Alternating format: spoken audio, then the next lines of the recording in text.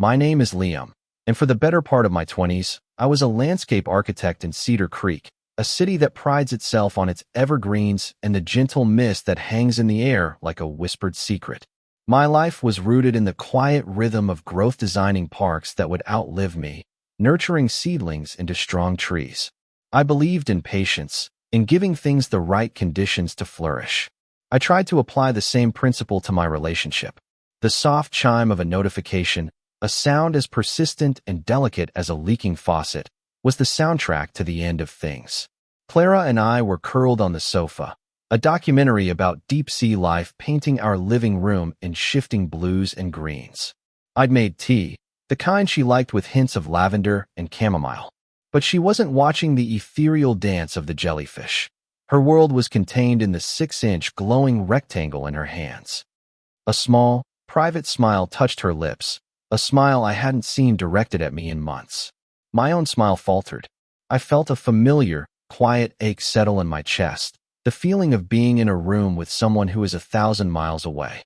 The documentary ended. The credits scrolled.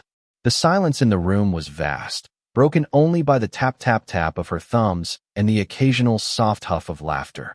When she finally looked up, her eyes took a moment to focus on me, as if she were surprised to find me still there. "What?" she asked, her voice distant. In that single word, I heard the echo of every interrupted conversation, every dinner where I'd shared my day with the top of her head, every moment of connection I had offered that had been left unclaimed. It was the moment a slow-growing doubt finally broke through the soil of my denial. I was a feature in the landscape of her life, not a person she was actively tending to. Clara and I had been together for 4 years, 2 of them in this sun-drenched apartment we'd filled with fiddle-leaf figs and shelves of books we'd promised to read to each other. The first 2 years were like a well-tended garden, full of easy laughter and shared dreams. Then, about a year ago, she'd reconnected with her old creative Collectivia tight-knit group she called her tribe. Marco, the charismatic photographer, Finn, the perpetually dramatic poet, and Alara, a painter with an opinion on everything. Their group chat became a constant, living entity in our home.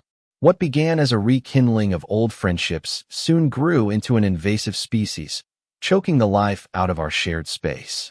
I'd come home from a long day of drafting blueprints for a new city greenway, my mind tired but full, hoping to share the small victories with her. I'd find her on the couch, phone propped against a cushion, deep in a video call about Finn's latest creative block or Marco's relationship drama. Our dinners went cold while she dispensed wisdom and validation to them. Could we maybe have a no phones at the table rule? I asked gently one evening, after waiting 10 minutes for her to acknowledge the meal I'd cooked. She looked at me, a flicker of irritation in her eyes. "Liam, they're my community. They need me. Don't be so needy. It's just a text." The word needy landed like a stone. Was it needy to want to connect with my partner for 20 minutes a day? I began to question myself, to turn my longing for presence inward, branding it as a personal failing. I retreated into my work, into the quiet companionship of my plants, watching as the emotional space between us widened into a chasm.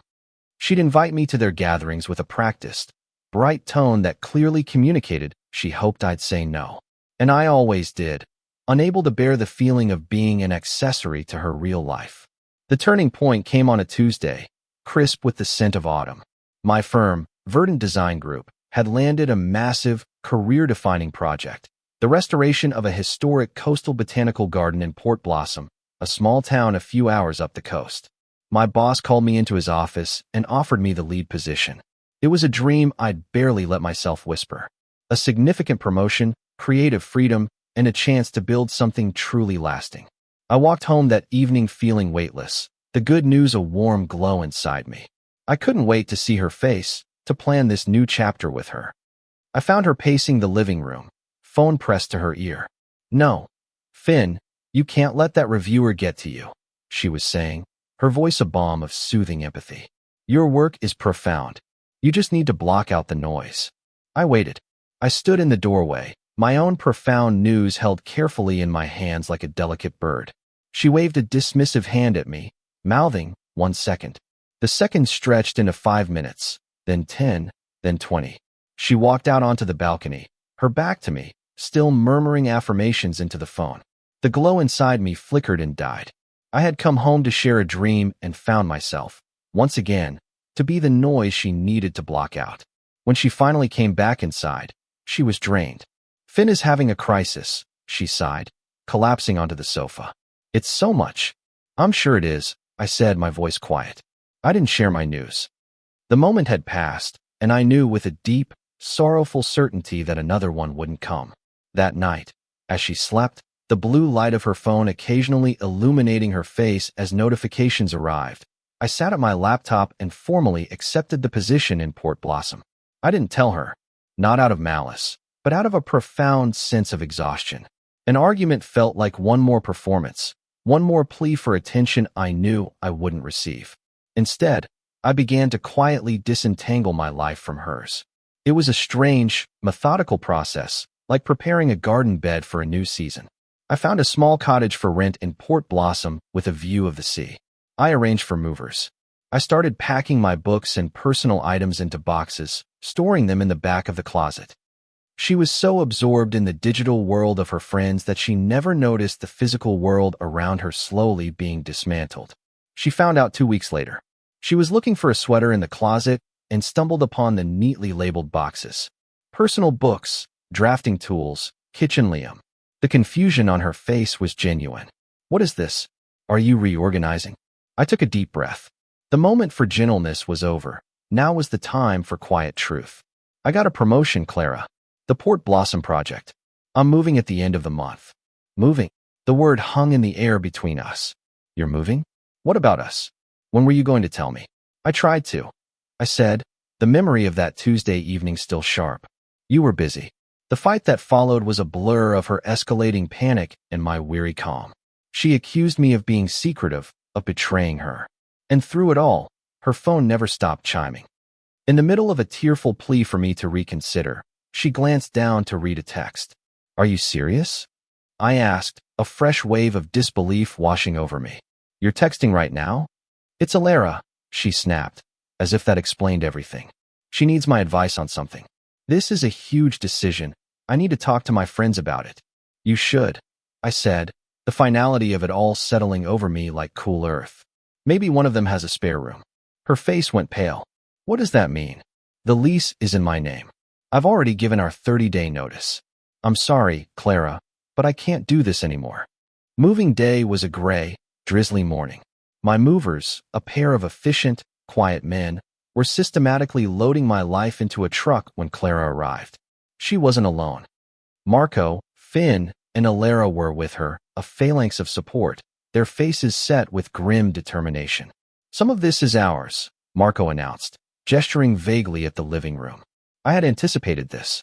I calmly pulled a folder from my bag with receipts for the major items I'd bought long before we'd even moved in together. The deep leather armchair I'd found at a vintage market, the solid oak dining table, the sound system.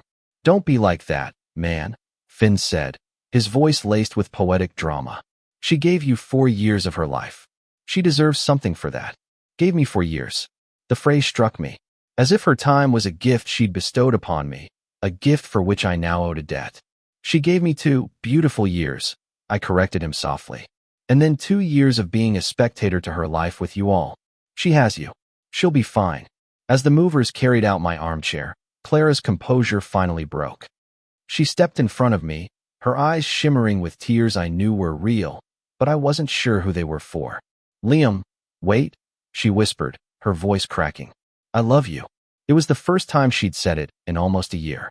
The words felt thin, a last-ditch effort to keep a familiar structure from collapsing.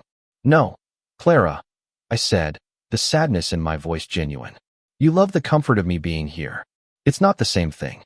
I got into my car and drove away, watching in my rearview mirror as her tribe enveloped her in a group hug, a tableau of support for a problem they had helped create. The drive to Port Blossom was a cleansing rain. The farther I got from Cedar Creek, the lighter I felt. My new cottage was small and smelled of salt and old wood. Through my window, I could see the endless gray blue of the ocean. For the first time in a long time, the only sound was the wind and the cry of gulls. The silence was magnificent. Life in Port Blossom was a gentle unfolding.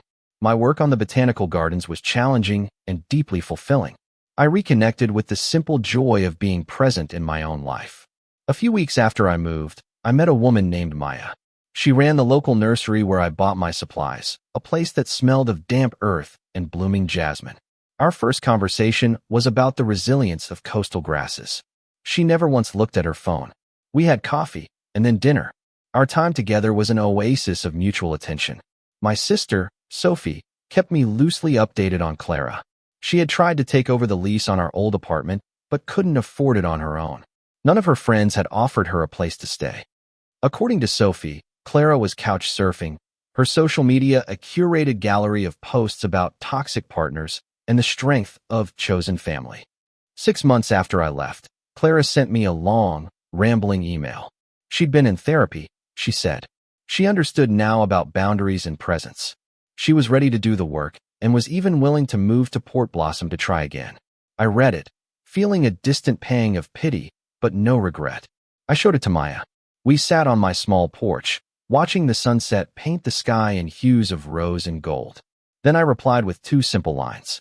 I am happy you are healing. I wish you nothing but the best. A year has passed. The botanical gardens are beginning to bloom again under my care. Maya and I are building a life together, a quiet, sturdy thing rooted in shared moments and mutual respect. Last week, as we were planting a small herb garden behind the cottage, she stopped, took my dirt-smudged hand, and looked at me. What are you thinking about? She asked. I smiled. Just how nice it is to be seen. I learned that a relationship, like a garden, cannot thrive on one person's efforts alone. It requires both people to be present, to pull the weeds of distraction, and to nurture the fragile roots of connection. Sometimes, the most loving act is not to hold on tighter, but to let go, to clear the ground and give yourself the space to grow again, in a place where the sun can finally reach you.